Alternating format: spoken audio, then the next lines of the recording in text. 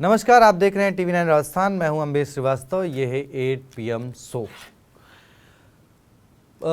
महेंद्रजीत मालवीय कांग्रेस में वापस आ गए हैं। इसलिए कह रहा हूं क्योंकि महेंद्रजीत मालवीय जी की खुद बाइट है, उनका बयान है कि भाई मैं बीजेपी में मेरा दम घुट रहा था, मैं अब कांग्रेस में वापस आ गया।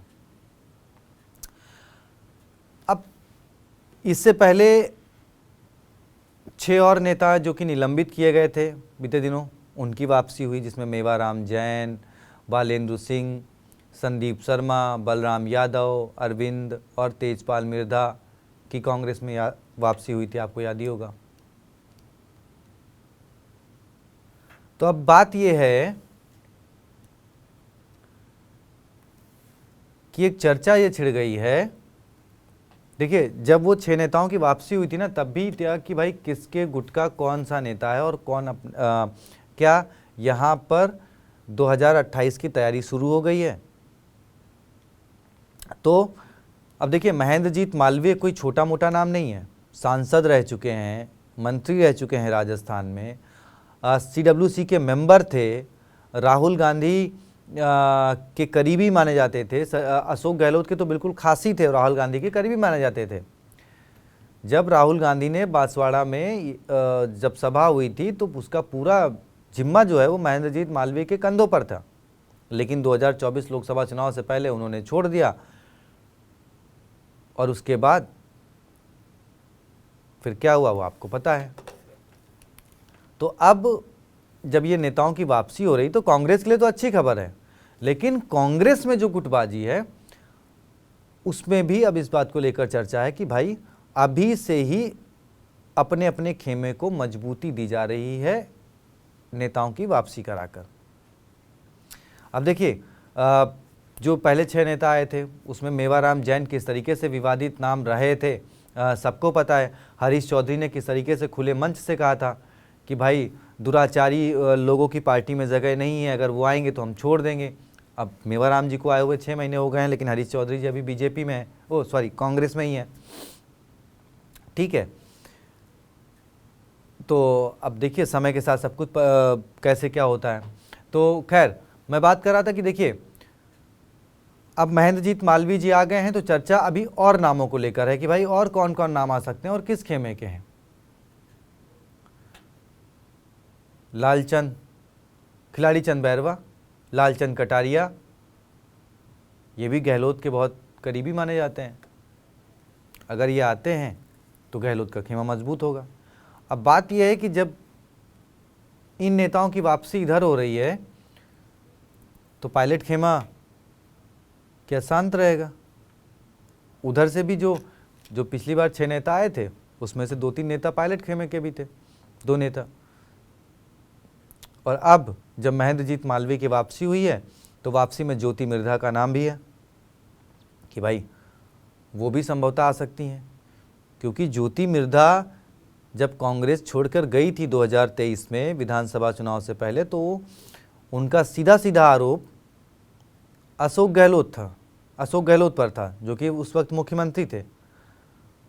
उन्होंने कहा कि भाई अशोक गहलोत जो है वो जाट नेताओं की राजनीति खत्म कर रहे हैं, या फिर कहें राजनीति से जाट नेताओं को खत्म कर रहे हैं। अब आप कह सकते हैं कि भाई डोटासरा भी तो जाट नेता हैं। तो देखिए, कहा तो ये भी जा रहा है कि डोटासरा से जो है मौजूदा वक्त में बन नहीं रही है, 3 खेमे बन गए हैं, एक तरफ पायलट, एक तरफ गहलोत, एक तरफ डोटासरा। तो अब जब उधर वापसी अगर नेताओं की हो रही है, क्योंकि देखिए अभी उसमें भी थोड़ा सा अड़ंगा ये है कि जो प्रभारी सुखदिंदर सिंह रंधावा हैं, उन्होंने कहा है कि भाई देखिए, मैं बात करूंगा, चर्चा करूंगा, जो मुझे जो PCC चीफ हैं वो भेजेंगे तो फिर उस पर विचार किया जाएगा।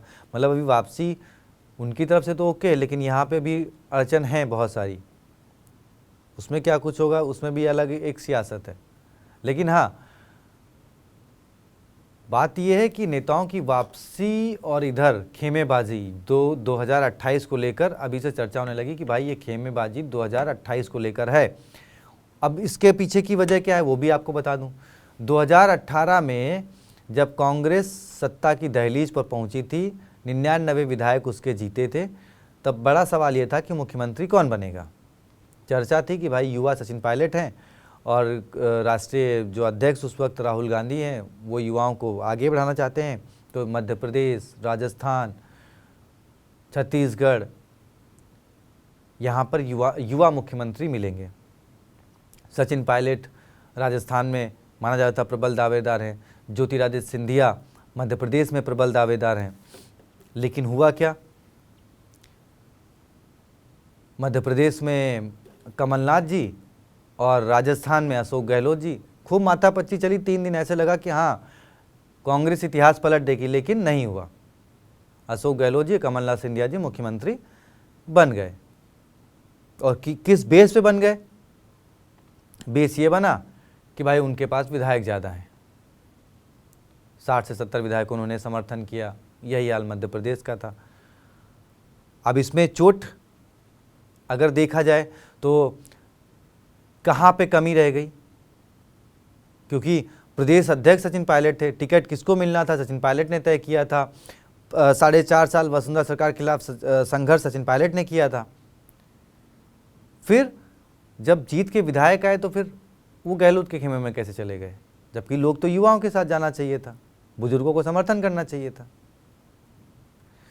तो सचिन पायलट हों या सिंधिया हों, दोनों ही मात खा गए विधायकों को संभालने में।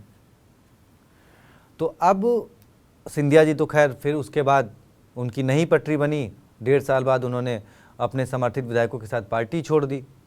सचिन पायलट पर भी आरोप लगे कि शायद वो भी बीजेपी के साथ बिक गए हैं, उन्होंने पैसा ले लिया है। वो बात अलग है कि वो मानेसर में डेरा जमाए बैठे थे, प्रियंका गांधी वहाँ पर एंट्री करती हैं, वो जाती हैं, बातचीत करती हैं, सचिन पायलट की सम्मान वापसी होती है। और उसके बाद ऐसा नहीं कि सचिन पायलट को हाशिए पर डाल दिया जाता है, महासचिव अभी सीनियर ऑब्जर्वर बनाया गया है। कहा जा रहा है कि बहुत जल्दी वो प्रियंका गांधी को शायद राष्ट्रीय कांग्रेस की कमान मिलने वाली है, तो फिर वो उनके बिल्कुल राइट हैंड में बैठेंगे। और चर्चा तो संगठन महासचिव की भी है। तो अब खैर बात राजस्थान की राजनीति पे हो रही थी, तो खेमा कैसे वापसी कराकर खेमा मजबूत करने की बात चल रही है। और 2028 में परिवर्तन की जो तैयारी चल रही है, अब उसको लेकर कयास लगने शुरू हो गए हैं कि भैया कौन किस पर भारी पड़ेगा 28 तक। तो देखिए मैंने आपको पूरा समीकरण समझा दिया कि आखिर इसके पीछे का पूरा मेथड क्या है, रीज़न क्या है। बाकी आप ही क्या राय है, क्या सचिन पायलट प्रदेश से बाहर जाकर कोई बड़ी जिम्मेदारी निभाएंगे, या फिर वो इस बार डटेंगे कि हाँ भाई नहीं, मुझे तो राजस्थान का मुख्यमंत्री बनना है। पहली बात। और दूसरी बात कि अशोक गहलोत जी क्या अभी भी वो कुर्सी वाला मुंह छोड़ नहीं पाए हैं? क्या उसकी फील्डिंग उन्होंने अभी से लगानी शुरू कर दी कि चौथी बार भी मुख्यमंत्री तो भैया अपने को ही बनना है? बताइए आप ही क्या राय है, और क्या होगा राजस्थान का भविष्य, क्या होगा कांग्रेस का भविष्य राजस्थान में 28 में, क्या परिवर्तन होगा? कमेंट बॉक्स करिए, वीडियो को शेयर करिए, चैनल को सब्सक्राइब करिए। शुक्रिया।